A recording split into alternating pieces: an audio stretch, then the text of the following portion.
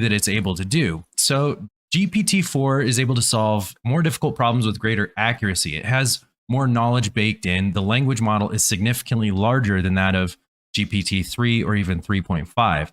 Now, we do know they did mention in one of the videos that they actually launched this in August of this last year. That's when the training was done. And so they've been internally evaluating and doing all the things they need to do to kind of gatekeep the language model that it puts out. Probably the biggest thing here is that it's now multimodal. It's not only able to take in text input, but it's also able to take in images as input. So you can give it visual input like this. This blows my mind. What can I make with these ingredients? And then it actually gives you the output as recipes.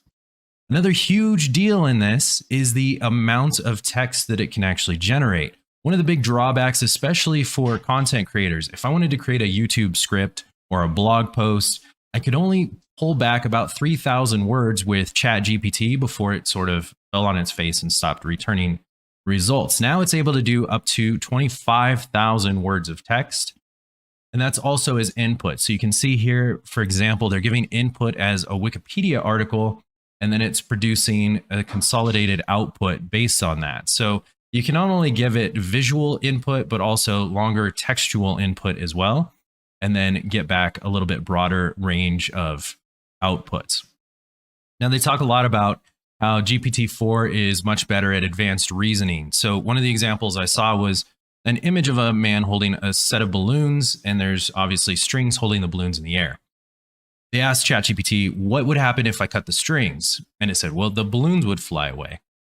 That's really interesting that it's able to deduce that from the visual representation of the images. So its reasoning capabilities are significantly better than it was before.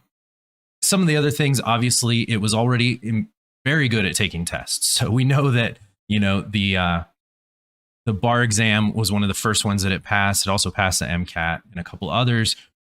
ChatGPT was 10th percentile in its passing score. Now it's up above 90th and in some cases 99th percentile. So that's an amazing kind of leap in its knowledge of the world and the universe and how everything works. They talk a lot about how this is sort of, you can think of this as, you know, you could give a child, for example, that's learning a new concept in school. You can provide an image and then it's able to break down mathematical concepts and things like that in a way that's really easy to understand based on your age limit. So I see a lot of use cases for this in the education realm. This, I'm sort of torn on this because they said we spent 6 months making it safer and more aligned.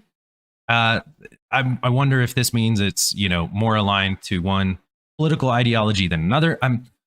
I like that they have some safeguards in place. I think you have to have guide rails and guardrails for AI in general. But I don't know. I'm a little bit concerned about their lack of openness on what that exactly means. So GPT-4 is 82% less likely to respond to requests for disallowed content. Okay, well, it was already problematic getting it to respond with information that you wanted in some instances. So like I said, I'm a little bit upset about that. But it does say that it produces, it's 40% more likely to produce factual responses than GPT-3. Previous versions of ChatGPT sounded very confident in the results, and it wasn't always factual or accurate. And I think I had an example where it came back and it said some just completely nonsensical things about the specs for a Tesla Model S. And it's hard to deduce that unless you're going through and fact checking everything that it comes back with. So the fact that it's 40% more factual in its responses, that's a huge step in the right direction. So I'm looking forward to that. That's kind of the highlights of the launch. I'm waiting to get in, like I said, and as soon as I am, I'm going to put up a bunch of different comparison videos side by side showing you GPT-3